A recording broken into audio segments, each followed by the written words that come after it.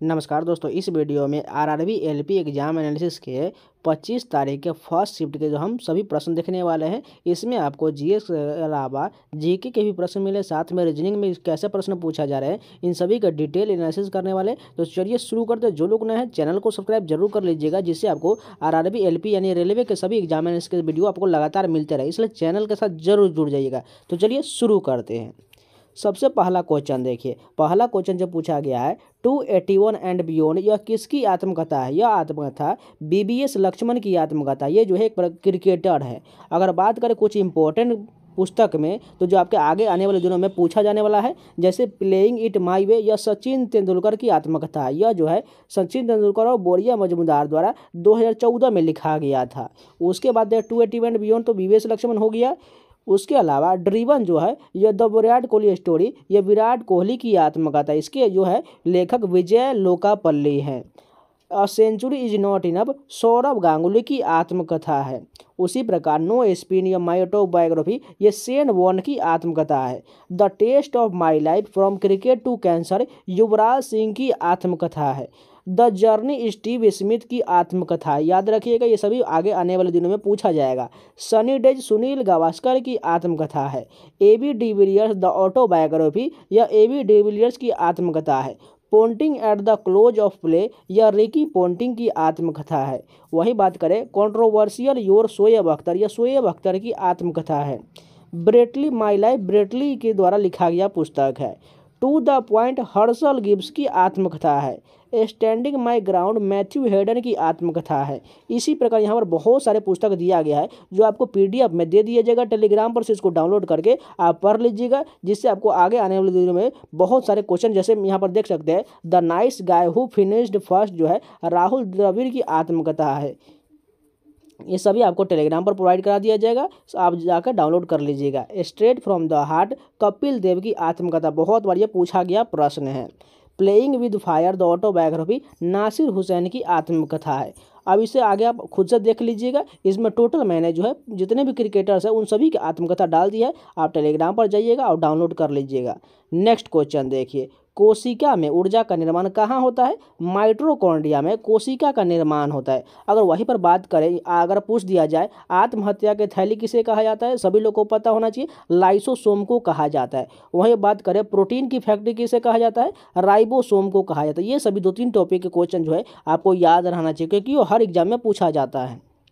Next question देखिए। पुष्प अंडाशय का मध्य भाग क्या कहलाता है? मध्य भाग जो होता है किसी पुष्प का, अगर भाग देखे होंगे तो बीच में जो भाग होता है उसे जो है अंडाशय यानी कि बीजांड कहा, यानी ओव्यूल कहा जाता है। अंडाशय के बीच वाले भाग को बीजांड या ओव्यूल कहा जाता है। नेक्स्ट क्वेश्चन देखिए। मस्तिष्क के सबसे विकसित भाग को क्या कहता है? सेरेब्रम कहा जाता है। मानव मनुष्य के सबसे बड़ा भाग मस्तिष्क में अगर होता है तो वो सेरिब्रम होता है। अगर इसी प्रकार आप लोग सुने होंगे सेरिबेलम, ये जो है संतुलन बनाने का कार्य करता है। ये जो है मस्तिष्क के पीछे रहता है। नेक्स्ट क्वेश्चन देखिए। डीएनए में परिवर्तन किसके कारण होता है? ज़्यादातर में पिता हो जाएगा, नहीं तो आपको दोनों आंसर बिल्कुल सही हो जाएगा। जो ऑप्शन में था आपको वही टिक करना था।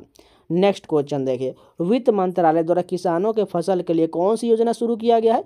प्रधानमंत्री फसल बीमा योजना, ये जो वित्त मंत्रालय के द्वारा शुरू किया गया था। नेक्स्ट क्वेश्चन देखिए। विज्ञान प्रौद्योगिकी में कुल कितने क्षेत्रों में पुरस्कार दिया जाता है?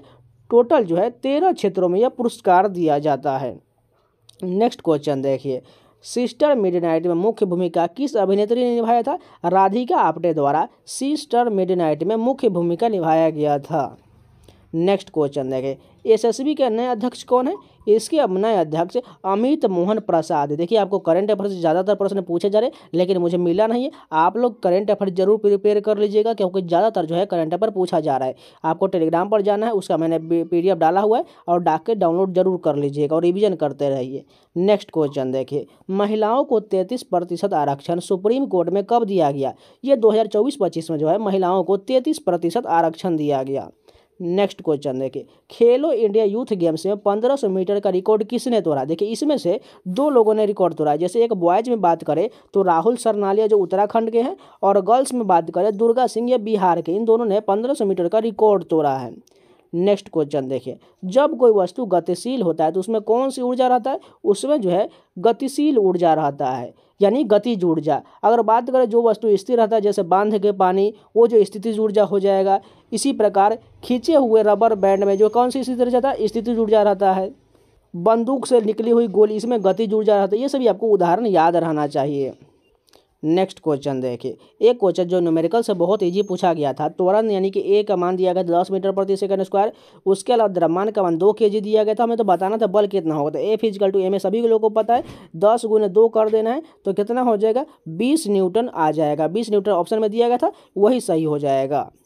नेक्स्ट क्वेश्चन देखिए, उत्तल लेंस में प्रतिबिंब का गुण कैसा होता है? वास्तविक एवं आभासी दोनों प्रकार से होता है। वहीं अगर रहता सिर्फ उत्तल दर्पण तो वास्तविक होता, लेकिन लेंस दिया गया इसलिए वास्तविक एवं आभासी दोनों दिया जाएगा। लेकिन क्वेश्चन इस प्रकार नहीं था, कुछ दूसरे प्रकार था। अगर जिन लोगों को पता है कमेंट में जरूर बताइएगा।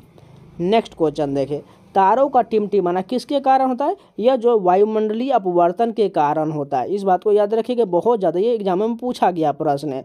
वहीं पर होता है बाल्टी में रखे सिक्के या पानी में रखे सिक्के का, ये सभी जो है वायुमंडलीय अपवर्तन हो जाएगा या प्रकाश का अपवर्तन हो जाएगा।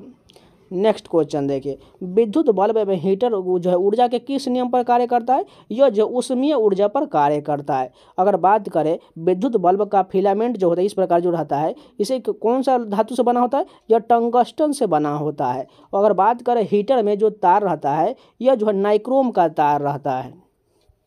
अब चलिए रीजनिंग के जो है कहाँ से प्रश्न पूछा जा रहा है वो बता देते हैं आप लोगों को। देखिए कोडिंग डिकोडिंग से जो है 3 से 4 प्रश्न पूछा जा रहा है।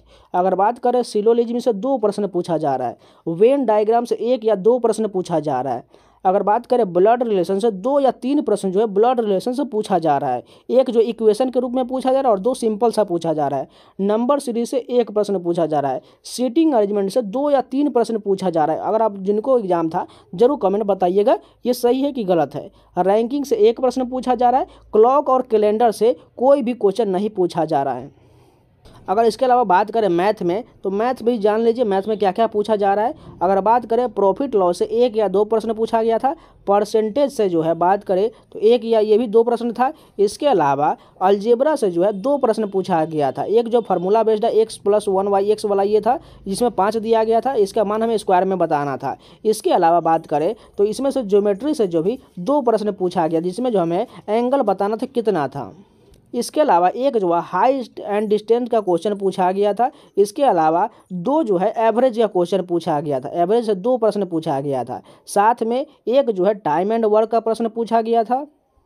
यानी मैथ लगभग मान के चलिए मॉडरेट टू इजी का प्रश्न पूछा गया था। रीजनिंग जो है इजी कैटेगरी में आता है, लेकिन ये टाइम टेकिंग था, इसको भी मॉडरेट मान सकते हैं। साथ में जीएस का लेवल भी थोड़ा मॉडरेट था, लेकिन जो आपका जीके जो पूछा गया था जनरल नॉलेज वो काफ़ी तक ठीक था। साथ में इसके अलावा करंट अफेयर भी आपको एकदम ज़्यादा हार्ड नहीं पूछा गया था। करंट अफेयर जिन लोगों ने प्रिपेयर किया होगा उनको आसानी से बन गया होगा। इसके अलावा अगर आप लोगों को कोई भी क्वेश्चन पता है तो कमेंट में जरूर बताइएगा। उसका वीडियो आपको नेक्स्ट शिफ्ट में मिल जाएगा। जो लोग ना है चैनल को सब्सक्राइब जरूर कर लीजिएगा और वीडियो को लाइक कर दीजिएगा। आपको इसी प्रकार आरआरबी एलपी के यानी सभी शिफ्टों के आपको एनालिसिस वीडियो पर मिलते रहेंगे। साथ में रेलवे के जितने भी एग्जाम होंगे उस सभी का एनालिसिस मिलते रहेगा। इसलिए अगर चैनल पर नए हैं तो चैनल को सब्सक्राइब करके जरूर जुड़ जाइएगा। और इन सभी का पीडीएफ एक्स्ट्रा फैक्ट के साथ आपको टेलीग्राम पर मिल जाएगा। टेलीग्राम का लिंक वीडियो को डिस्क्रिप्शन में दिया गया है, जाइए ज्वाइन जरूर कर लीजिएगा। तो मिलते हैं नए वीडियो के साथ, तब तक के लिए जय हिंद।